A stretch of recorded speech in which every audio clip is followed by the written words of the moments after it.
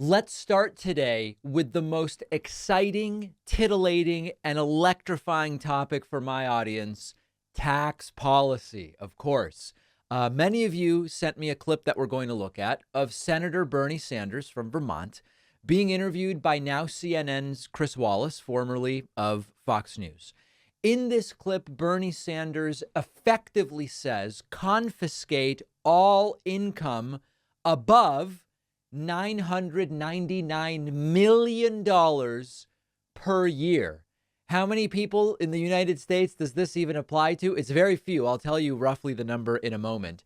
But what we're talking about here is a 100% effective tax rate on income at $1 billion a year or more. But don't take my word for it. Here's Bernie explaining it himself. Sir, you're saying that billionaires should not exist. So are you basically saying that once you get to $999 million that the government should confiscate all the rest? I'm saying that we should go back to a very progressive tax policy like what we had under Dwight D. Eisenhower. Which would mean that over $1 billion, basically it all goes to the government. You may disagree with me, but I'm just asking. Fine. Yeah, I think people can make it on $99 million. Now, there is some, it's not even debate, it's sort of a lack of clarity. Is Bernie talking about a 100% marginal tax rate on all income at $1 billion or more per year? Or is Bernie talking about a wealth tax such that you are always brought back down to a net worth of $1 billion?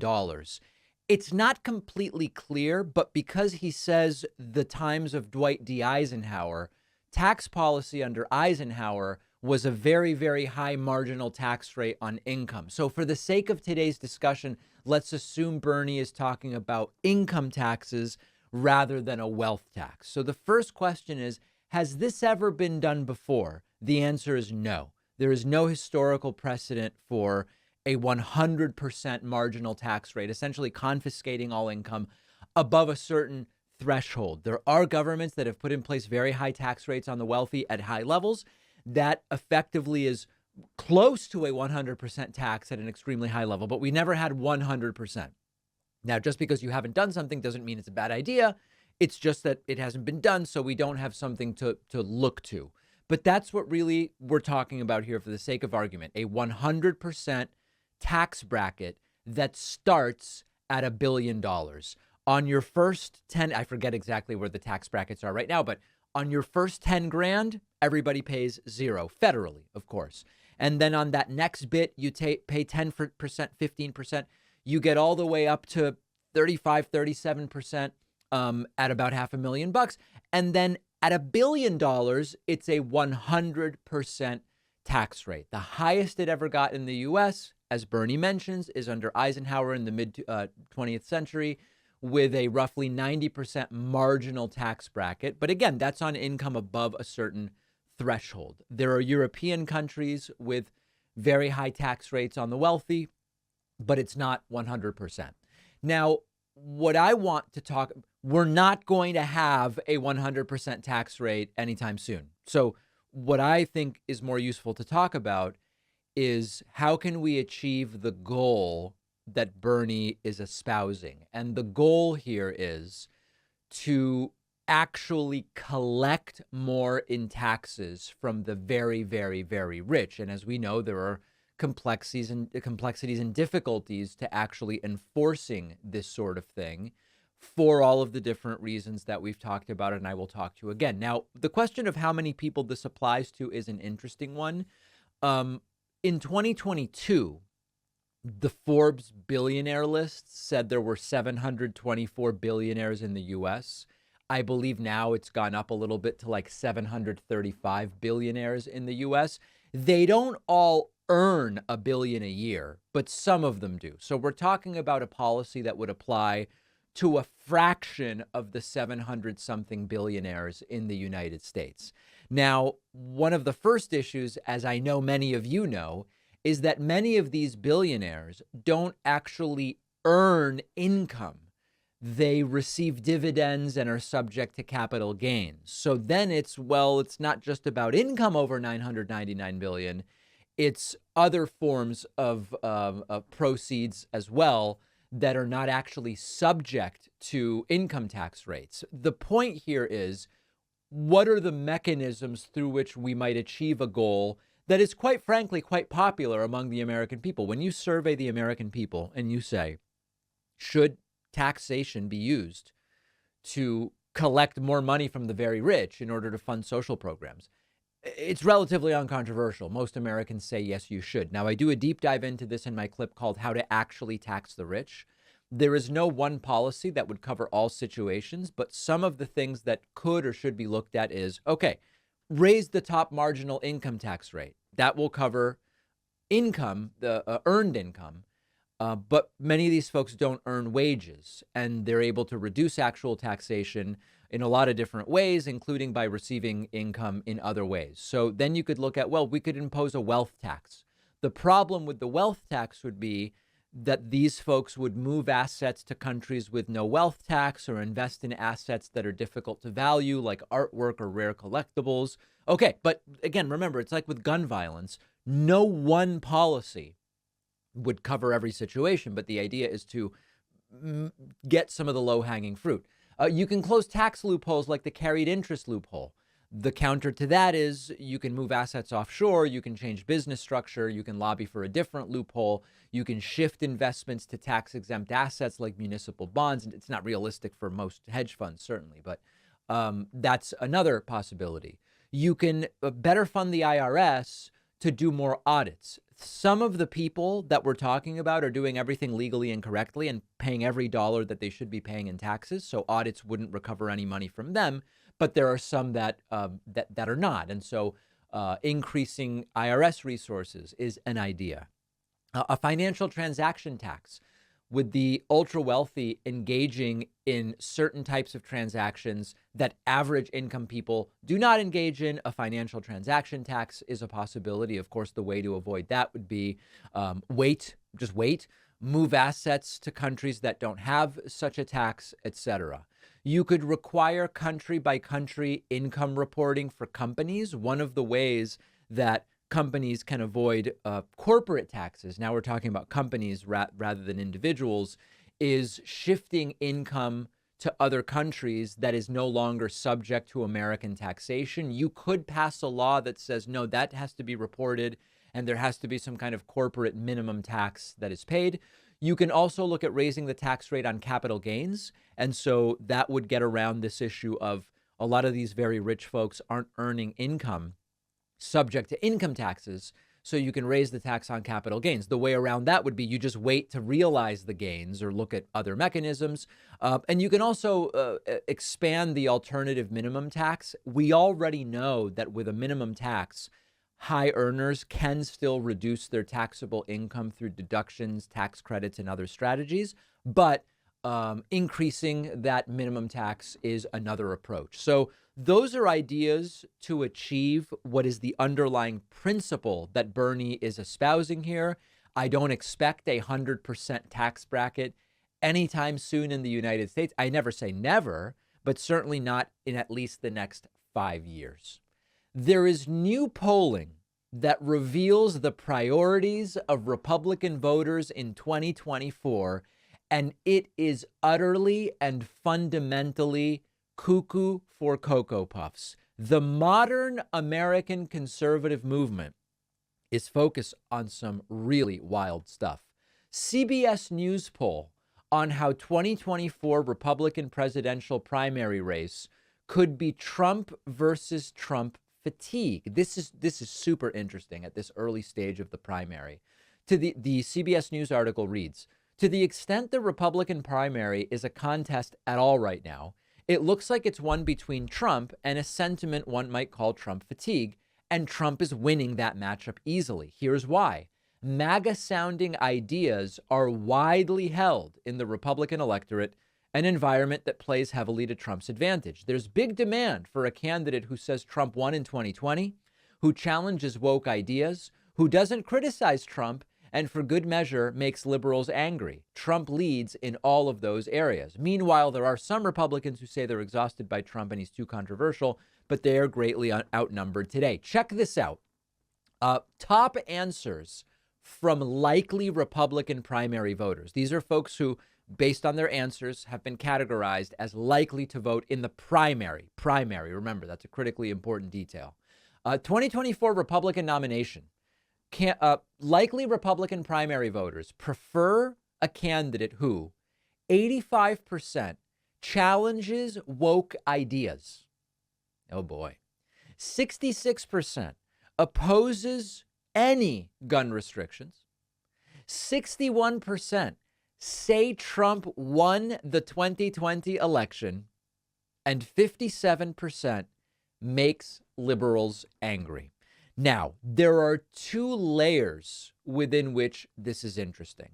The first layer is Republicans for so long have been insisting we care about issues of importance to all Americans, economic issues, jobs, inflation, something like that. We're supposed to believe that's what they care about.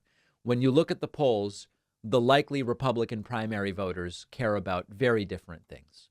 The most interesting part of this is that these interests are likely to lead to a Republican candidate that is out of step with the country as a whole. Let me explain what I mean by that.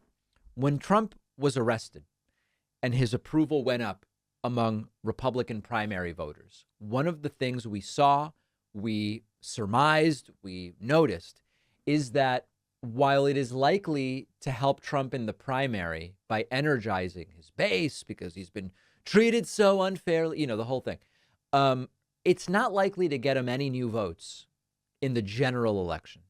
And similarly, when we looked at Ron DeSantis potentially running an anti-woke campaign, while that plays relatively well with Republican primary voters, when you survey the country as a whole, wokeness, for lack of a better term, is actually the more popular position. And similarly, when you look at some of these things, if 85% of likely Republican primary voters want a candidate that challenges woke ideas, but roughly 57 to 60% of the country sides with wokeness on trans issues and on so many other issues, you have a scenario in which the person that Republicans are most likely to select to represent them in November of 2024 is not actually the person most likely to win that general election.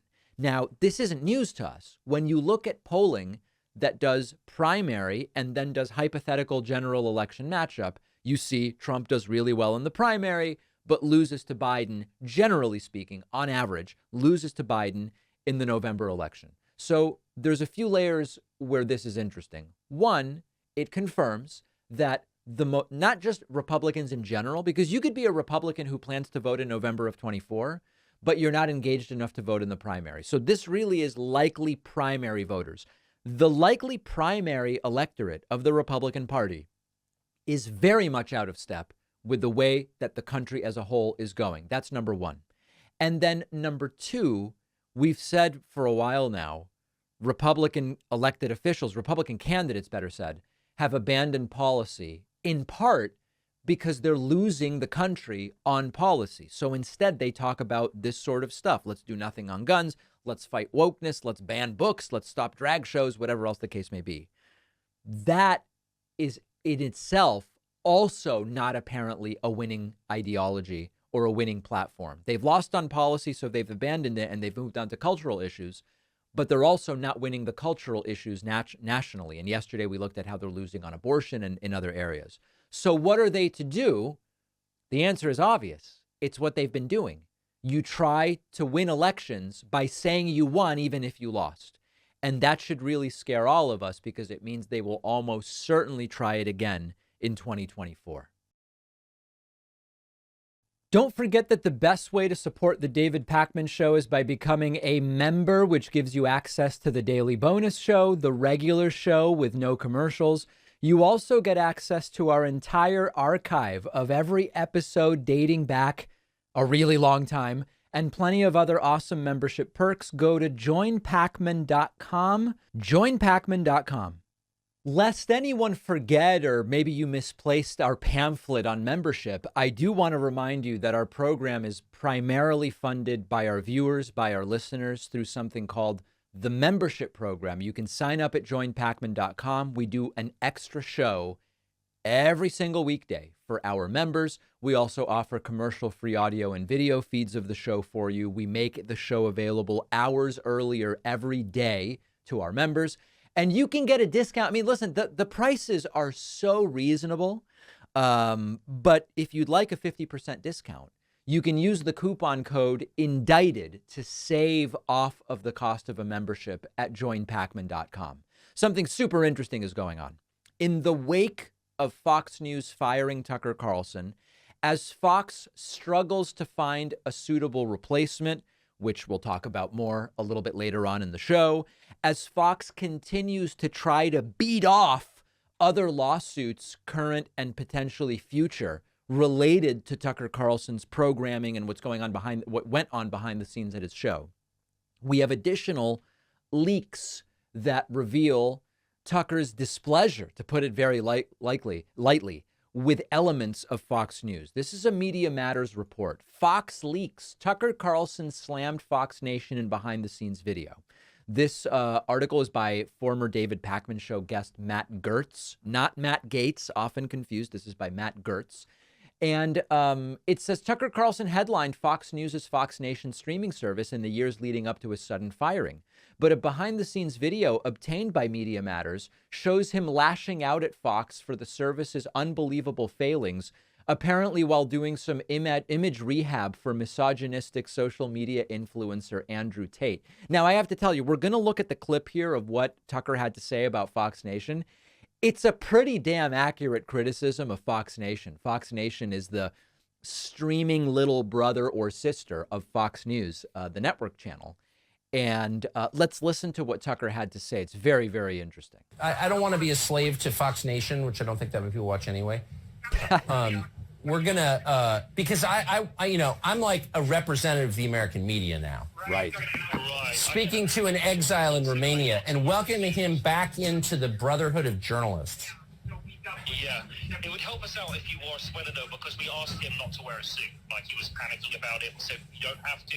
Tucker's going to be looking casual. That's just how... Okay, so first of all, this is just endlessly funny. Apparently what they're talking about is, the guy Andrew Tate, who was arrested for a while, and I don't even know what's going on with him. I don't follow Andrew Tate. Andrew Tate, I guess, normally wears suits on interviews, and it seems as though they're trying to convince Tucker for this Fox Nation thing to wear a sweater so that he is equally casual to what they're expecting Andrew Tate to wear. I think that's what I'm understanding here. And Tucker's just getting annoyed. Is that okay?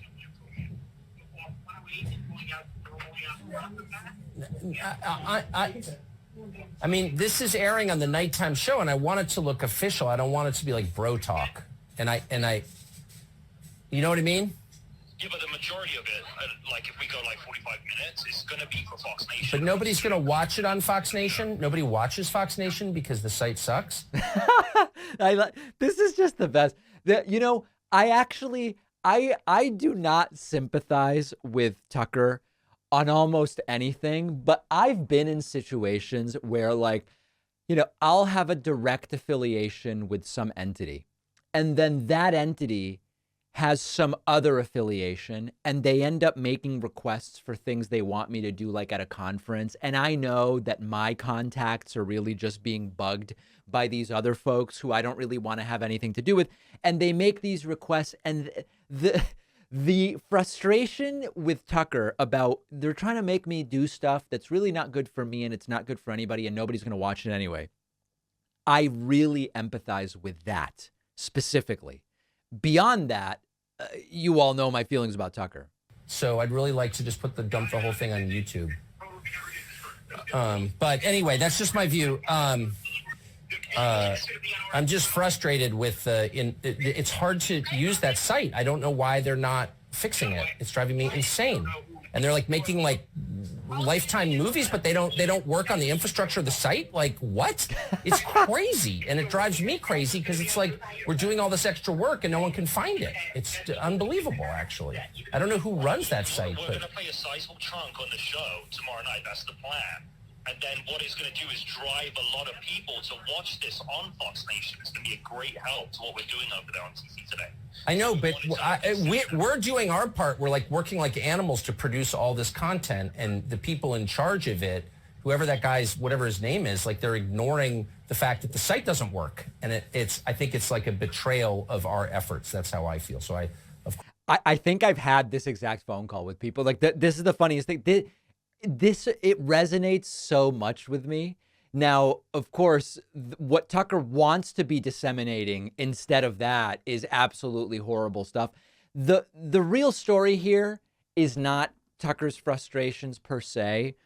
It's that it appears as though this stuff was leaked from people associated with Fox News directly to Media Matters.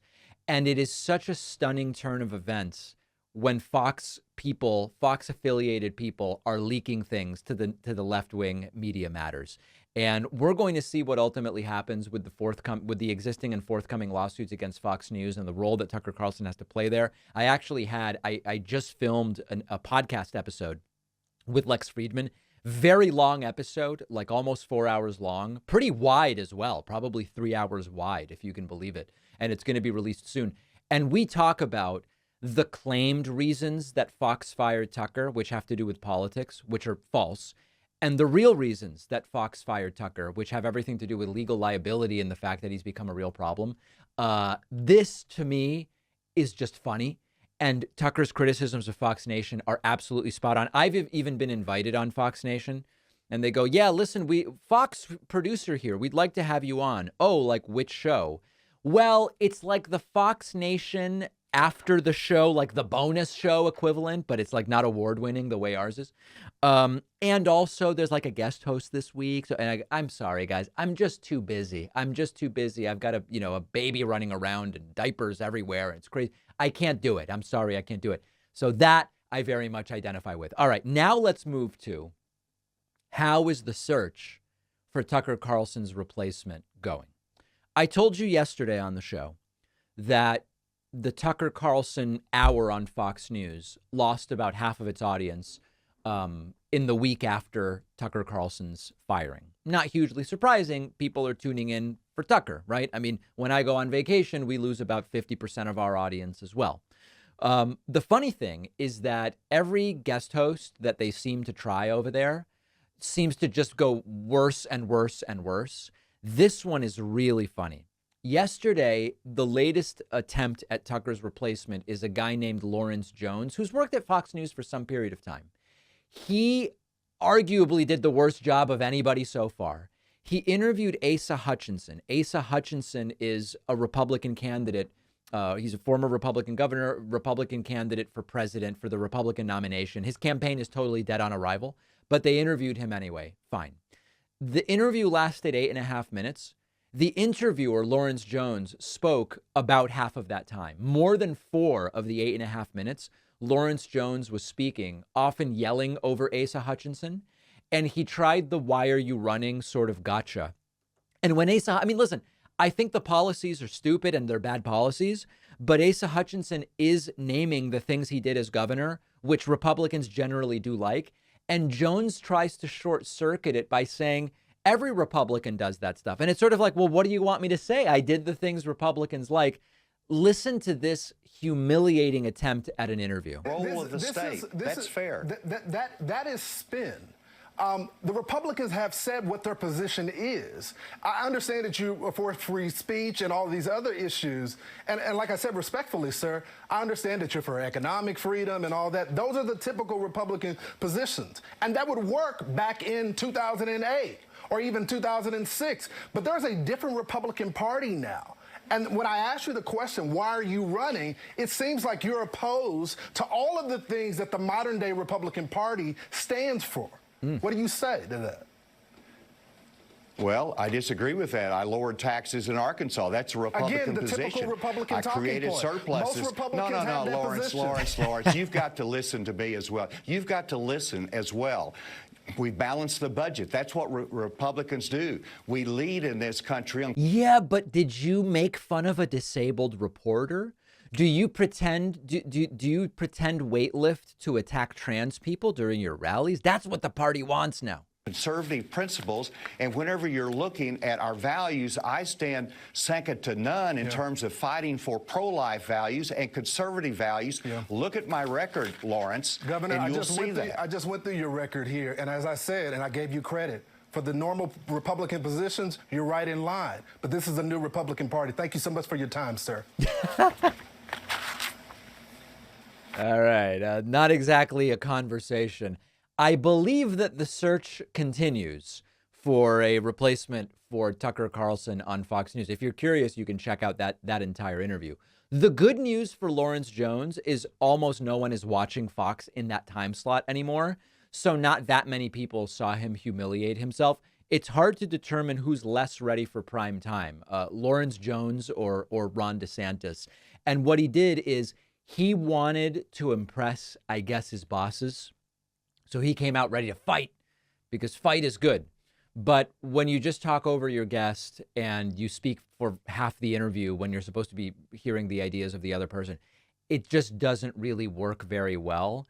And I expect, we'll see what the numbers look like by the end of this week. I expect that this week's Tucker ratings, the formerly Tucker ratings, will be even worse than last week. So Fox News certainly has some problems on its hands. I'm not too worried about helping them solve those problems. And if you're curious what this interview looked like, we'll have the clip on our Instagram, which you can find by searching Instagram for David Pakman Show. We're going to take a quick break. So much more to discuss with you today. If you value what we do at the David Pakman Show, remember to support us on Patreon. Go to patreon.com/David Pakman Show, where you can get access to behind the scenes videos, the daily bonus show, the commercial-free daily show, as well as special discounts on merch, including hats, hoodies, mugs, and t-shirts. You can support the show for as little as $2 a month. Check it out at patreon.com/David Pakman Show. All right, let's talk a little bit about the shifting dynamics of the 2024 Republican primary. A number of interesting things happening over the last 48 hours. First and foremost, failed former President Donald Trump's very, I would call it an increasingly unhealthy obsession with Florida Republican Governor Ron DeSantis seems to be getting worse and worse and worse. Trump completely out of control, obsessed with Ron DeSantis, posting endlessly to Truth Social about him, sometimes multiple times per hour. Now, I pulled a bunch of troths from a 24-hour period. Since then, Trump has continued posting. So, like, I could give you 10 more of these, but I'm not going to do that to you. But just to give you a sense of how obsessed Trump is with a guy who, as of right now, isn't even running against him and who, by all reasonable assessments, can't even beat Trump. I mean, Trump's already over 50% in most Republican primary polls.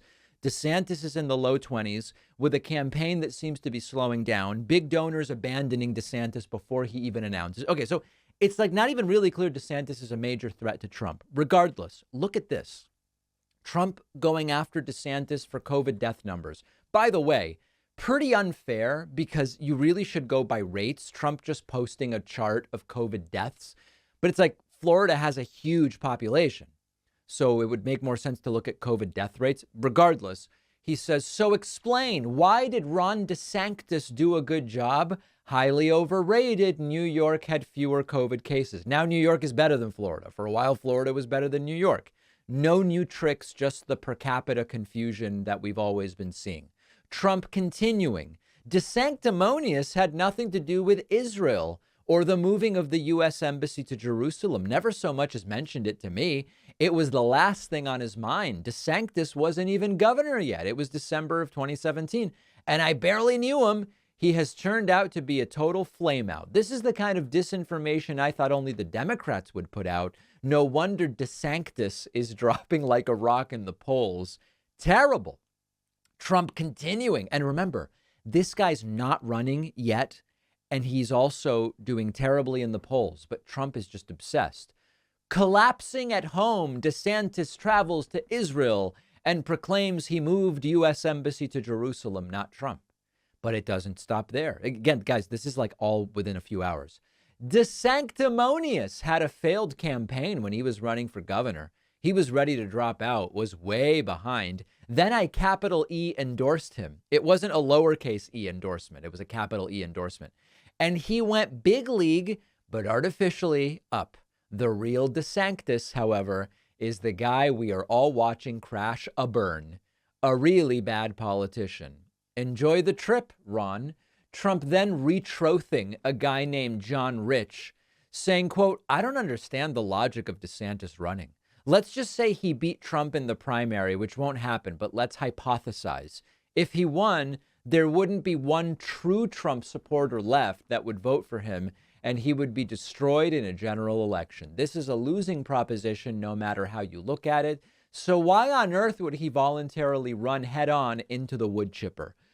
Now, this one is interesting for two different reasons. Trump and failed Arizona gubernatorial candidate Kari Lake have both been pushing this idea. If DeSantis somehow won the primary, no Republicans would vote for him in the general. This is starting to be an odor of maybe boycott the general if Trump doesn't win the nomination, which I absolutely love. The best scenario for Democrats would be for Trump to lose the primary and then for Republicans to either stay home in protest or to write Trump in, or even better, for Trump to run third party and take 10-15% of that vote. Those would be absolutely dream scenarios. So that's an interesting thing that Trump is now starting to signal boost the idea of Republicans wouldn't vote for DeSantis in the general. They wouldn't. Kari Lake is starting to signal boost that idea. That's number one. Number two that's interesting about this is the idea of really seeming to try to push DeSantis not to even run. It seemed at one point that Trump was maybe looking forward to the idea of a contested and heated primary. But now that Trump's talking about, I might not even debate, now that Trump's talking about maybe DeSantis shouldn't even run, it seems that the tide has turned a little bit. And the idea here is to prevent DeSantis even from announcing. Okay, Trump continuing on Troth, weirdly going after Kayleigh McEnany, his own former press secretary, saying, quote, I guess Kayleigh is no longer speaking so favorably about DeSanctimonious now that his capital P polls are shot. And he said that after Kayleigh posted strong foreign policy interview from Trump on Tucker Carlson. Trump excels when he talks policy. Yeah, right. Emphasizes his experience and reminds Americans how safe our country was on his watch. This is just showing you how sort of petty Trump is. Even though this post from his former press secretary is praising Trump, I guess at some point she praised DeSantis and Trump really didn't like that. So he's still going after her. Then Trump continuing, and I could keep going all day, but this will be the last one. Trump posting, I couldn't care less if Ron DeSantis runs. But the problem is the capital B bill he is about to sign, which allows him to run without resigning from being governor. Totally weakens capital E election, capital I integrity in Florida. Instead of getting tough and doing what the people want, same-day voting, voter ID, proof of citizenship, paper ballots, hand count, this bill guts everything. So this is endless. All these messages I just showed you are all from a few-hour period. Trump is obsessed with DeSantis. It seems to be becoming an unhealthy obsession. But the strategic question here, of course, is if DeSantis doesn't announce, is it only going to get worse for him in the sense that Trump is starting actual campaign stuff? He's doing events, and he even is going to do a town hall with CNN. Let's talk about that next. So many of you emailing me this morning. The general message has been, David, sir, did you see that CNN is doing a Trump town hall? Have they not learned anything from all of the free publicity they gave him in 2016? Is this because of Chris Licht taking over CNN? And number three, is CNN going to pretend that Trump's just a normal candidate, not a guy who incited an insurrectious riot and has been arrested? Are they really going to pretend that he's a normal candidate? All absolutely great questions, so let's dive into it. First and foremost, here is Jim Sciutto announcing on CNN that, yes, Donald Trump will be doing a town hall next week. Let's listen. And just into CNN, former President Donald Trump will participate in a CNN presidential town hall next week. The former president will take questions from New Hampshire Republicans and undeclared voters who do plan to vote in the 2024 GOP presidential primary. CNN This Morning anchor Caitlin Collins will moderate the May 10th town hall at St. Anselm College at 9 p.m. Eastern Time. Stay with CNN News Central. So I'm going to give you both sides of this because I have to say, this is a brilliant move strategically by CNN, and it couldn't possibly come with better timing. So I'm going to explain that in a moment. First, let's talk about the kind of societal implication and the problem with this. Trump is unique in many senses, and this election is unique. It's a former president who lost re-election but is running again, but also tried to steal the election he lost and has since been arrested and indicted. And it's going to likely be a rematch with the guy he lost to in 2020. Totally unique, unprecedented situation in American history. So the problem with just, hey, we're doing a town hall is the normalization of Trump as just another candidate when he is arguably one of the most dangerous departures from how we expect the presidency and democracy to work in the United States. Our friend Brian Tyler Cohen found the moment from Kara Swisher's interview with CNN's current chief, Chris Licht, where he says, we're not going to turn into Trump 24/7. Here he is saying it. This was just in November. You ended up talking about him for 8 hours a day. And we're not going to do that. We're going to be very clear and take everything on a case-by-case basis about what level of coverage it should be. So meaning that it will not be quite hand-wavy. We are not going to be a 24/7 Trump news network. Okay. Now, a lot of things have changed since November 17th of 2022 when that podcast episode was filmed. And there are so many absolutely accurate criticisms of what CNN is doing. Our friend Aaron Rupar tweeted, quote, "It shouldn't have to be said, but it's irresponsible for any media outlet to treat a guy who attempted a coup after the last presidential election like a normal presidential candidate." Are they going to treat him like a normal presidential candidate next week on the town hall? I don't know. So that is all extraordinarily disturbing and concerning. We're going to have to see how they treat him. Now let's get to the genius of what CNN is doing. And again, it's really important. I'm not praising CNN in terms of how they're going to handle this. I don't know how they're going to handle it, but I'm extraordinarily concerned. The genius of what CNN is doing is that we now have, and this was probably planned before Tucker was fired by Fox News, we now have a situation where there are certainly millions of people in the United States at minimum who are furious with Fox News. They wrongly believe Tucker Carlson's firing was for political reasons. They agree with Trump's attacks on Fox News, which have been going on now for months. You have a group of people who are looking for any reason to find something other than Fox News to now become what they watch. Trump going on CNN is now giving all of those people the opportunity to say, you know what, CNN maybe is fake news, or maybe it was back when Trump was president, but Fox now is a disaster. I'm abandoning Fox. Fox is now the enemy. And look, CNN is at least giving my guy the time of day. They're going to give him a town hall and blah, blah, blah, blah. The timing is actually quite perfect for CNN from a business standpoint. And I am so curious to see whether the attitude towards CNN changes dramatically from Trump supporters. I'll tell you, all it will take is Trump during the town hall praising CNN for having him and attacking Fox, and then after the fact, posting some truths about it, and others on the right saying, hey, you know what? We've been critical of CNN. Fox is the problem. At least CNN is giving, my dad, Don Jr., can say it, the time of day or whatever else the case may be. And all of a sudden, it's not CNN becoming Trumpian, but it totally changes the media picture. Now, as far as the substance, if CNN treats Trump the way he should be treated, I've talked about responsible platforming so many times before.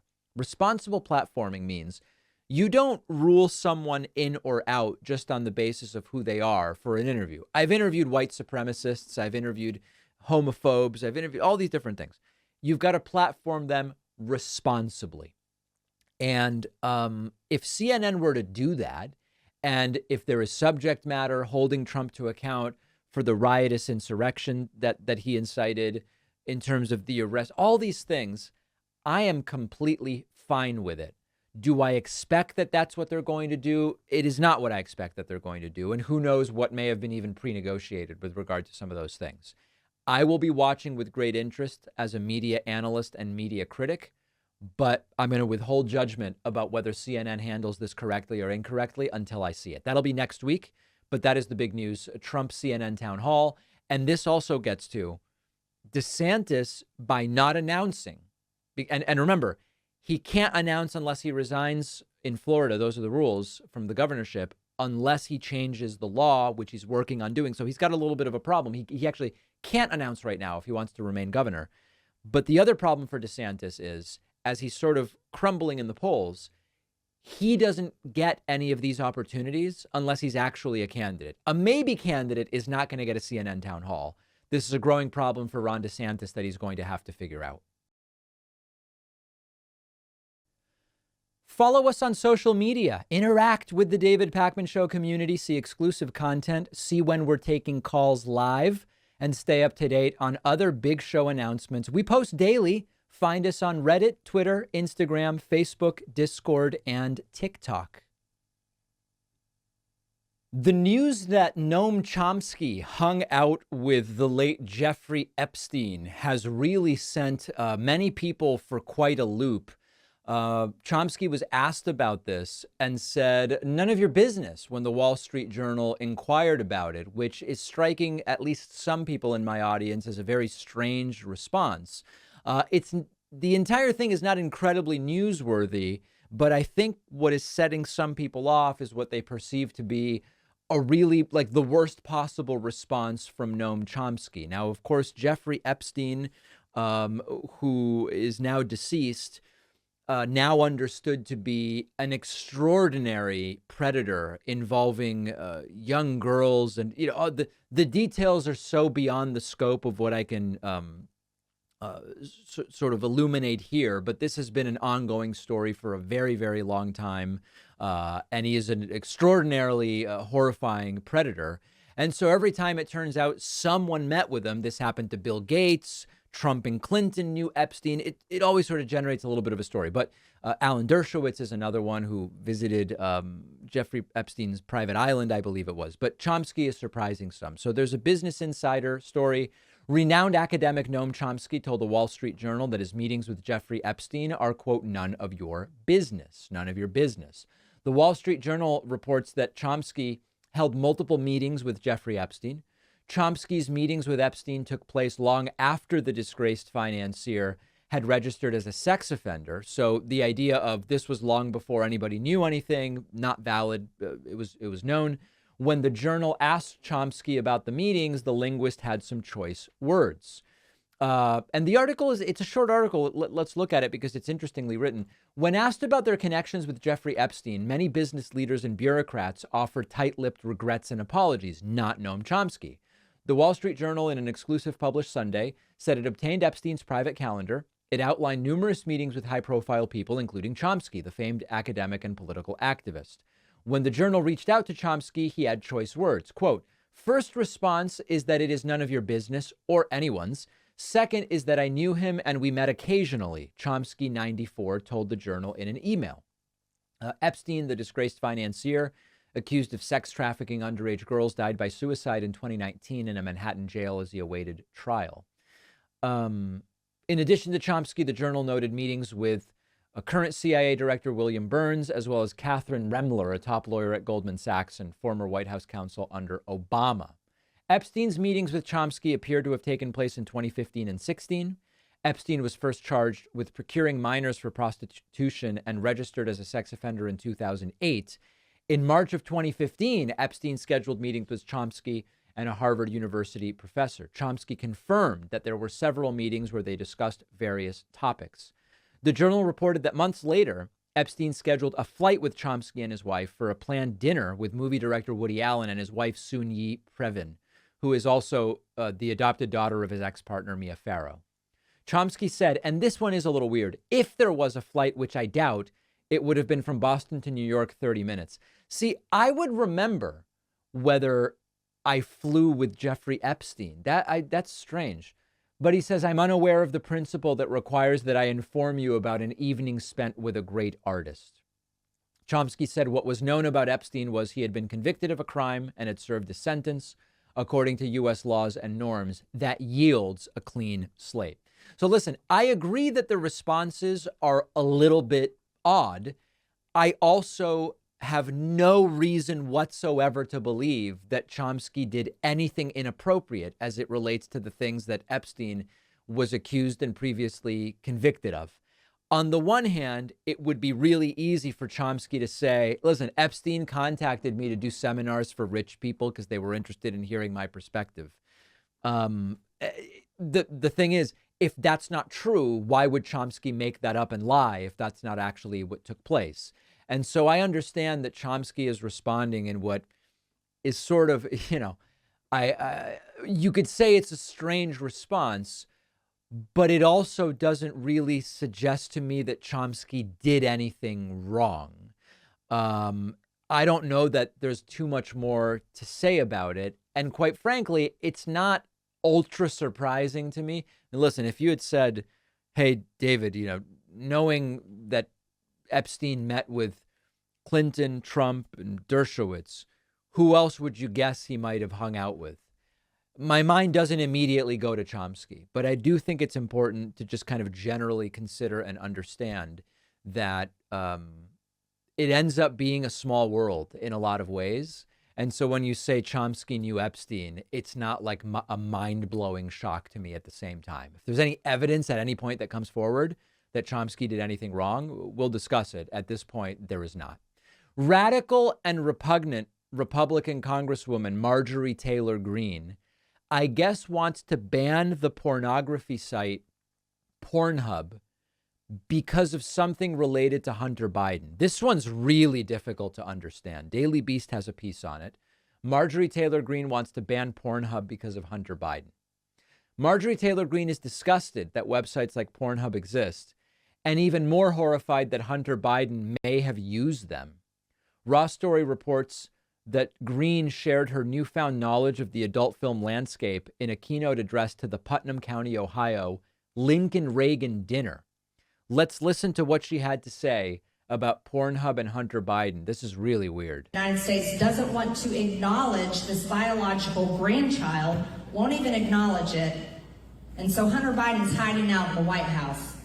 What? Here's what I found out this week. There is a website, you may or may not have heard about it, called Pornhub. It is a disgusting porn website. As a matter of fact, it should be illegal. I don't even know why it exists. Right. They're against business regulation, but ban the website. Hunter Biden used to have multiple accounts on this Pornhub pornography sex website. And these aren't accounts where he could go watch pornography. These are accounts where he posted his sex videos. Oh. Like the ones that are on the Hunter Biden laptop. This week, I found out, you want to know what? He still has an account on Pornhub. Whoa. Now, I would also wonder, does he have Gmail? And should Gmail be banned? Does he have a New York Times subscription? Should we ban the New York Times? This is so stupid, but the crowd is just enraptured by Marjorie Taylor Greene telling the story. Where his videos are posted. It is still live and active. This is the son of the President of the United States. Fraudulent. Hunter Biden. Did someone just say fraudulent? I want to go back and hear that again. This is the son of the President of the United States. Fraudulent. Yeah, what's fraudulent? Hunter Biden is the most disgusting, vile, embarrassment, piece of trash. And that is what is a reflection on our country. Jeez, then in that case, how does Marjorie Taylor Greene reflect on our country? That's scary stuff. And they attacked President Trump and his family? I don't care how people vote, Republican, Democrat, Independent, non-political, whatever. That fact right there should be so offensive to every single American that we do something about it. This political cycle has gotten so stupid, so stupid. So there's a couple different things. Number one, the idea that a low regulation, stay out of business's way, etc. Republican would want a website banned, made illegal. And of course, when she says that, it's like, should it be illegal to run the website? Should it be illegal to visit the website? They're never really clear, you know. The website should be illegal because Hunter Biden has an account on the website is some of the most specious reasoning that I can imagine. And again, to what other platforms? I mean, does Hunter Biden have a Twitter account? Should Twitter be illegal because Hunter Biden, in theory, could post videos to Twitter and he has an account there and Twitter hasn't even closed it? I don't know the answer to that. And it's, again, another reminder. They have their stated principles, which matter not at all to them when it's inconvenient. And then all of a sudden it's ban this, ban that, the other thing.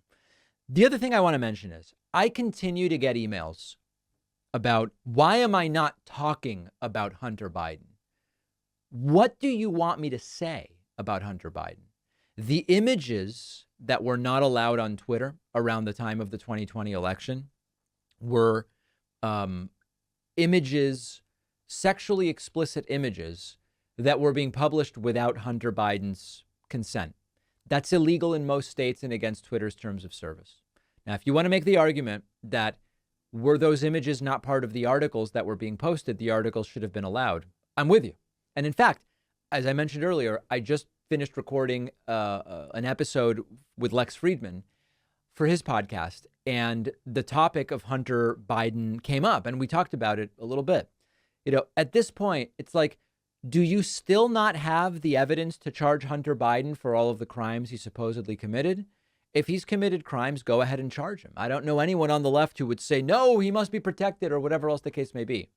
The fact that it has been this long and Rudy Giuliani had the hard drive, Tucker had the hard drive and got lost in the mail, and the blind computer guy had the hard drive, all these different things.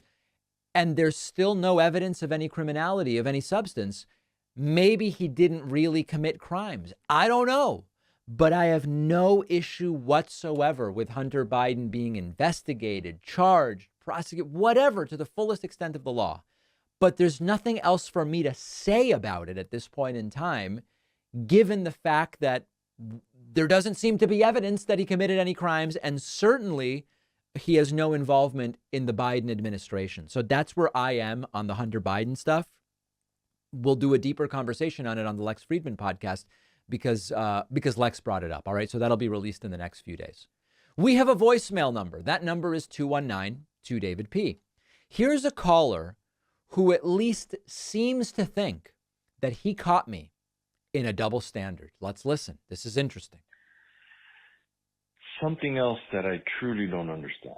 All right. You are in favor of allowing women to decide what to do with their body. True. Abortion, have a child, etc. Right? Guilty. Perfect. Sounds reasonable to me, right? Good. Yet on the other hand, you criticize, perhaps make fun of people who want to dictate how they want to treat their particular illness or infectious disease. You can't have it both ways, man. Explain. You can't. I'm going to exaggerate and say something stupid, but on purpose. If I want to treat COVID or some other illness or infectious disease with bleach, with cockroach killer, with sawdust, okay, you should let me do it. Don't criticize it. There's two different things here. You should let me do it versus you shouldn't criticize it. And I'm sorry, my friend, there is no double standard here. Okay. I have never advocated that it should be illegal for an individual who's confused, right, to go to the hardware store to buy bleach or Drano or whatever, and to apply it to the body, interior, exterior, whatever, because they think that it'll treat COVID. I have never said it should be illegal. I have never said when you go and you grab bleach, they should ask you, are you going to use this for COVID? And if you say yes, they call the cops. I have never said it should be illegal. What I have said is it's stupid. What I have said is there's no medical science that says injecting bleach is good for COVID. There is no double standard. I don't think abortion should be against the law. It should be up to individuals to decide for themselves whether that's something they want to do. Abortion is an extraordinarily safe medical procedure. In most cases, it's not even a procedure. It's a medication. We know all about it, and nobody should be forced to have an abortion, but it should be available. People should decide. Similarly, I am fine with people deciding, oh, I have COVID and I really don't feel well. I'm having trouble breathing. I'm going to check myself into the hospital, or I'm going to go and get bleach. Both should be legal options. The evidence is that the bleach not only doesn't work, but it could really hurt you. And so, again, in going with the medical science, doctors shouldn't prescribe bleach. Okay?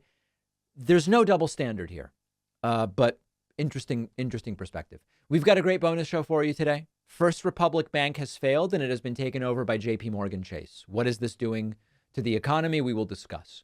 We're going to talk about weight bias in the workforce, bias against heavy people, overweight people, obese people, and it is actually worse for women than men based on the data we have. Very interesting story.